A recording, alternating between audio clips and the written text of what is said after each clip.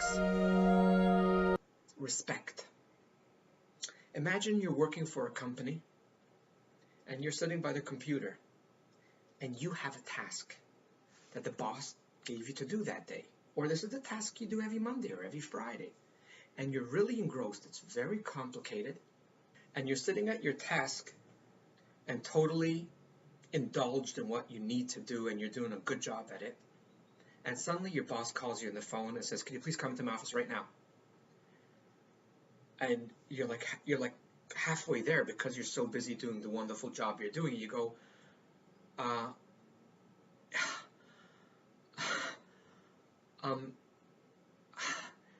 is it okay if I finish up what I'm doing? I'll be with you in 5 minutes. Excuse me, please come right now. Okay.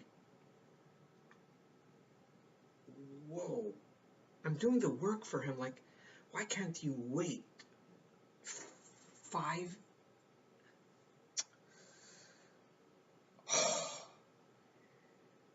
You landed. You leave your desk. You go to your boss's office. And he says, "Did you hear yet from Jack? Did Jack call you back? It's very important that Jack call you back." And you go, "No, he didn't. Could you please call him right now and find out what's going on?" You go, "Okay." You go back to your office. Was that the emergency?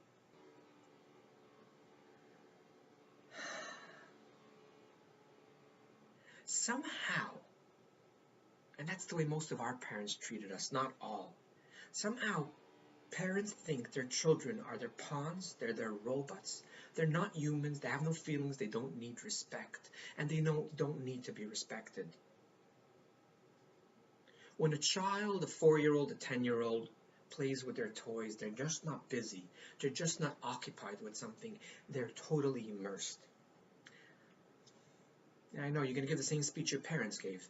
The moment we say something, they have to listen. Well, maybe you've got to go to therapy and work out your controlling issues. Now, when you need help and you want the child to help you, that's fine. But why is it us as adults, we would not want our boss to click on us, tell us right away, command, and tell us right away that we need to do it now, when it's not the end of the world? They could give us a little bit of a heads up. You need some work in the kitchen, you need some help, and you want a child to help you? You could tell the child that you need to have help and respect the fact that they're very busy and occupied in their own world, just like you're busy and occupied on your computer by your desk and you're in the middle of something, and ask them if they want to come help you now or they want to finish what they're doing and how long. Sometimes kids are very touched by that respect and say, "Oh, I can help you now." Or they'll say, "I'll finish soon." Even though this whole method I do not like, I like people to know beforehand what they have to do, when they have to do. Of course, there's emergencies here and there. But I find some parents, for example, they come barging in the house at 4:30 with the shopping, and they're oblivious that the child had their own issues in school, and they're having a tough day, and they're having so many issues that the parent is not even connecting, and suddenly they just yell at the child, "Where are you? Where are you?" "No, I need the shopping to be brought in." And the child says, "I'll come soon." "No, not soon, right now, we need the shopping." Why right now? Why can't it wait 3 minutes? Or why can't you ask your child, just take a break for 60 seconds, put your right hand over their left shoulder and look them in the eyes and say, "I love you. How was school?" The first welcome is not, "I have shopping and there's an emergency."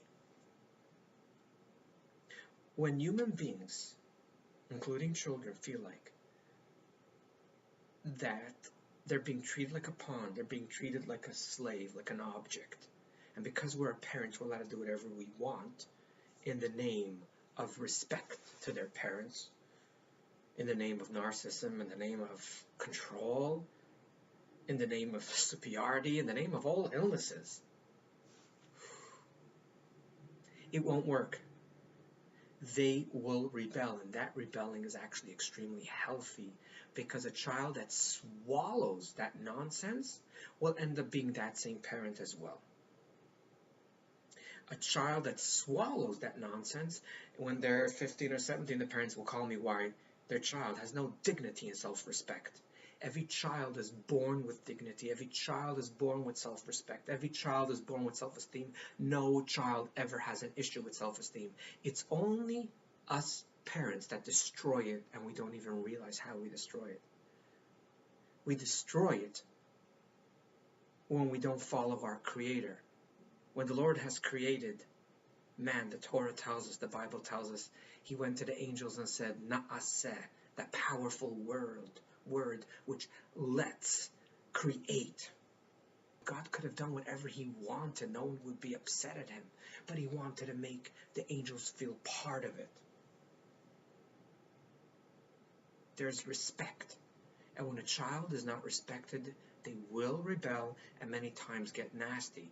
And what some parents think are their goody-goodies are those which are unhealthy children, actually. And they want to impress. They want to be on your good side, and they will swallow a lot of emotional abuse. And they will swallow they will not value their own feelings.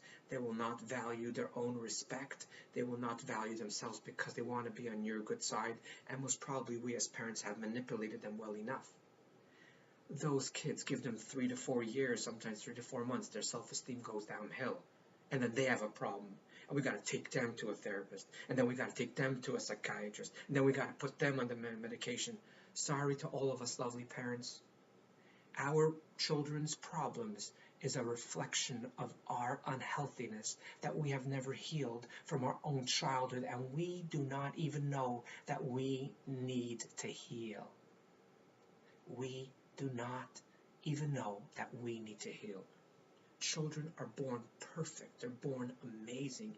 Yes, they do need training. What they need more than anything is a role model. If they will see us communicating, if they will see us treat them appropriately with all of these 6 areas of understand what are the needs of a child, not to treat them like adults, understand how a child behaves when they're tired, so on and so forth, we will have wonderful and delightful children. Let me just conclude with a beautiful story, just to prove my point. I was involved a little bit within a high school years ago, and there was a huge confusion by some of the parents and the principal. You had grade 10, grade 11,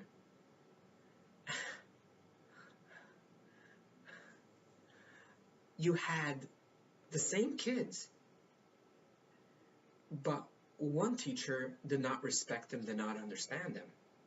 And these kids, what you would call as obnoxious and terrible teenagers, I'm going to give you one example. They would actually grab the teacher physically. This is true.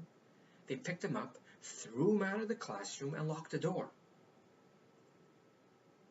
Then you had, in the same class, the same year, another teacher that everything went through so smooth, and they had a great time, and everything was fine.